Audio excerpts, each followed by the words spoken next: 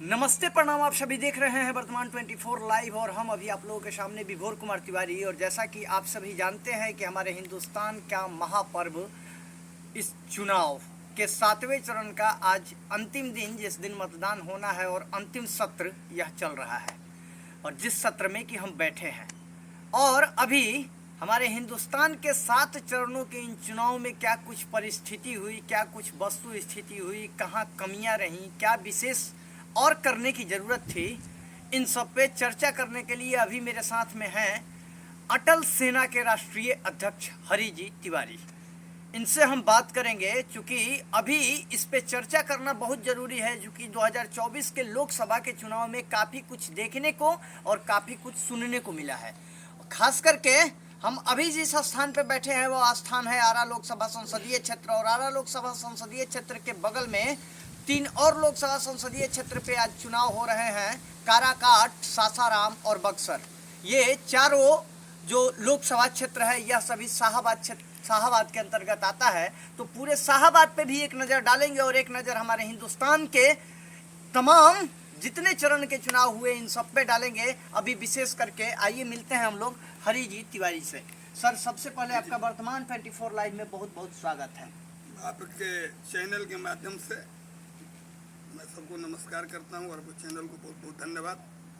क्या कुछ अभी, चूंकि 7वें चरण का चुनाव का आज अंतिम सत्र चल रहा है, अब चुनाव संपन्न होगा कुछ देर में, अब सारे लोगों का जो वोटिंग है वो अब पैक होगा, सभी लोगों की निगाहें जो है वो अब 4 तारीख पे टिकेगी। क्या कुछ विशेष इस सत्र में और इस 2024 लोकसभा चुनाव में आपके नज़र से देखने को मिला? देखिए, हमारी नज़र से एक जो सबसे बड़ी चीज़ देखने को मिला कि ये चुनाव पब्लिक लड़ रही है। ये चुनाव पब्लिक लड़ी हुई है। इस चुनाव में भारतीय जनता पार्टी श्री राम मंदिर का मुद्दा बनाना चाहिए, लेकिन मुझे वो मुद्दा बिल्कुल गौड़ दिखा और अंडर करंट लोगों का भरोसा नहीं रहा मोदी जी के सांसदों पे। मोदी जी के सांसद जो जिस तरह से तानाशाही में लोग जिए थे, उन लोगों के दिमाग में ये बात था कि जनता मोदी जी को वोट देती है और हम जो हैं बेकार को क्यों 5 वर्ष लोगों के पास जाना है, फिर लोग मोदी जी को वोट देंगे, हम जाएंगे तो लोग हमको वोट दे देंगे, हम सराखों पर रखेंगे। वैसा हुआ नहीं। लोगों ने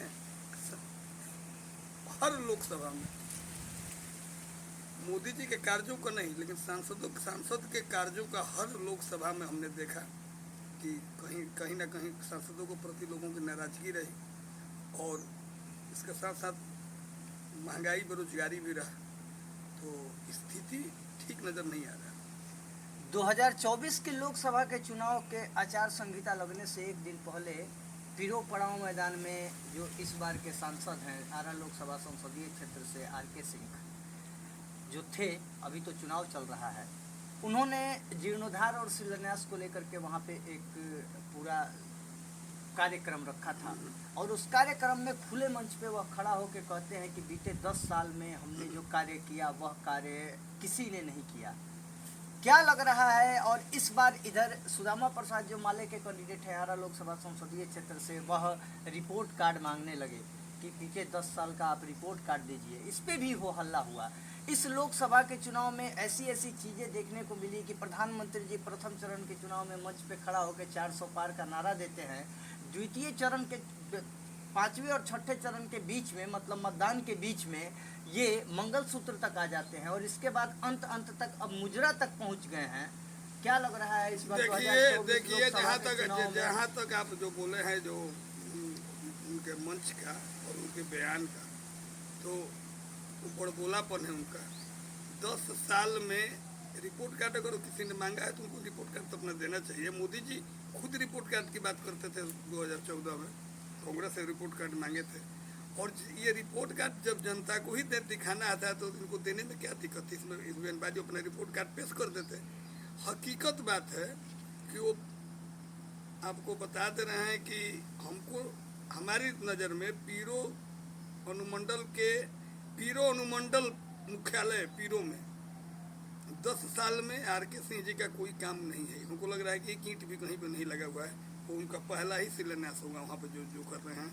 और जो बोले हैं कि हमारे जैसा कोई सांसद न हुआ न होगा, ये उनका बड़ा बोलापन है। यहाँ पर एक से एक पहले सांसद रह चुके हैं। तपेश्वर सिंह थे, बाबू स्वर्गीय तपेश्वर सिंह बहुत अच्छे सांसद थे। आज भी उनके नाम का कम से कम 2-4 हज़ार घरों में चूल्हा जलता है। बहुत लोगों को नौकरियां दी है, जिनका जो 3-4 बार सांसद रह चुके हैं यहाँ पे। इनका सबसे बड़ी उपलब्धि ये है आर.के. सिंह जी का कि 2-4 ट्रेन रुकवा दिए हैं और लोग उसी को विकास समझते हैं। आरा के लोग जो कि हर सांसद जो भी सांसद रहा है, चाहे लखन सिंह यादव हो, कांति सिंह हो, तपेश्वर बाबू, जो भी सांसद रहा है उस समय अपने सिस्टम के अनुसार कोई ना कोई ट्रेन का ठहराव। शौचालय के नाम पर वोट मांगना कहाँ तक ठीक है? बिल्कुल नहीं है। अभी आज के समय में लोग शौचालय के नाम पर ही वोट मांग रहे हैं, 5 किलो अनाज के नाम पर वोट मांग रहे हैं। स्तर गिर गया है, राजनीति का स्तर गिरा हुआ है। और राष्ट्रवाद के बात लोग करते हैं, हमको समझ में नहीं आता है कौन सी राष्ट्रवाद का परिभाषा ये लोग क्या समझ चुके हैं। राष्ट्रवाद अगर भारत गांव का देश है, बगैर गांव का विकास क्यों है? राष्ट्रवाद का नारा कैसे दे सकते हैं लोग? आरा लोकसभा संसदीय क्षेत्र में क्या लग रहा है, इस बार परिवर्तन की बयार बहेगी या फिर से वही चेहरा? देखिए, सबसे बड़ी बात है अभी तो कुछ घंटे हैं अभी बाकी।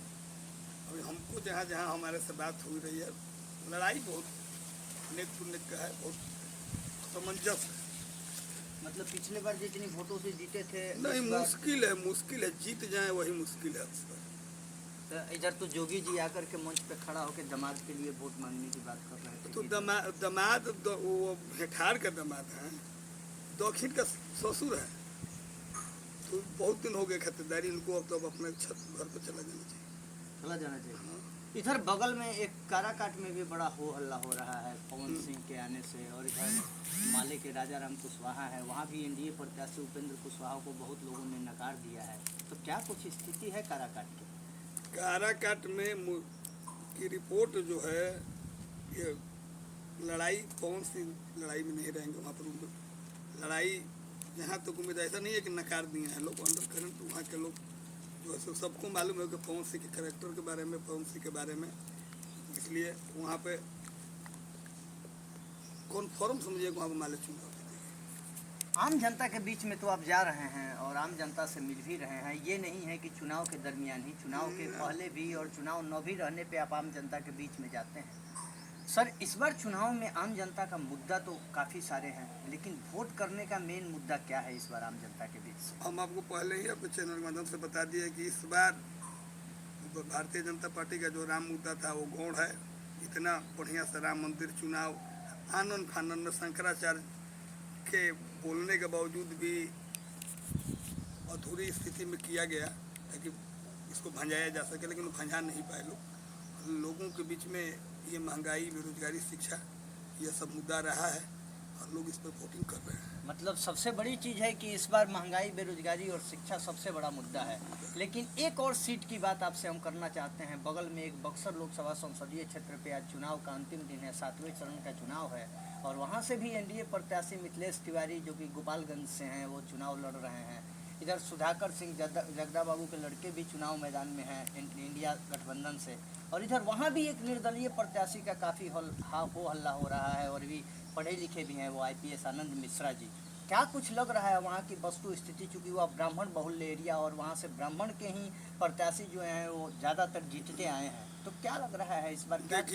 देखिए बक्सर लोकसभा की स्थिति ये है कि हमारे शाहाबाद क्या बिहार में बीजेपी ने चंद लोगों की टिकट काटी है, जिसमें एक बक्सर लोकसभा के पूर्व सांसद अश्विनी कुमार चौबे जी का टिकट उन लोगों ने काटा है, बीजेपी काटी है। तो ये बहुत गलत की है, ये टिकट काट कर ही गलत की है।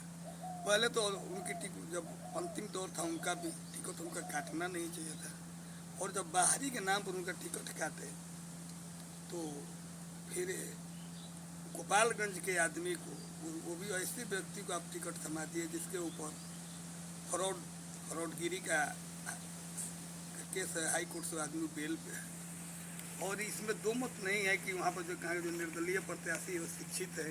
वो शिक्षित ही नहीं, वो आदमी से हम मिले हुए हैं आनंद मिश्रा से, वो जीनियस व्यक्ति है, वो जुनूनी व्यक्ति है। अगर वो कहीं सांसद जीतता है तो बक्सर का सौभाग्य होगा। वो आदमी, हम जाति पाति से ऊपर उठ करके आपको बता रहे हैं, वो जब से लगा है चुनाव में, वो किसी दिन भी 4 व्हीलर से वोट मांगने नहीं गया किसी से। और लोग कितना उसको बोले, लेकिन यहाँ तक इनको एक शिक्षित व्यक्ति को, जिसका असम में का तेज तरार IAS है, वहाँ का लोकप्रिय SP है, और उसको भाजपा के प्रत्याशी अर्बन नक्सली बोले। तो ये लोग का तो बोलापन है, जो मर्जी जिसको मर्जी कुछ भी बोल सकते हैं। और लोकप्रियता उसका तो बढ़ा है, बक्सर में लोकप्रिय हुआ है। यूथ है, अभी तो मात्र 10 साल नौकरी किया है, यूथ है, जुनूनी है। तो बीजेपी को वहाँ पर भी हमको हमारे हिसाब से क्षति पहुँच रही है।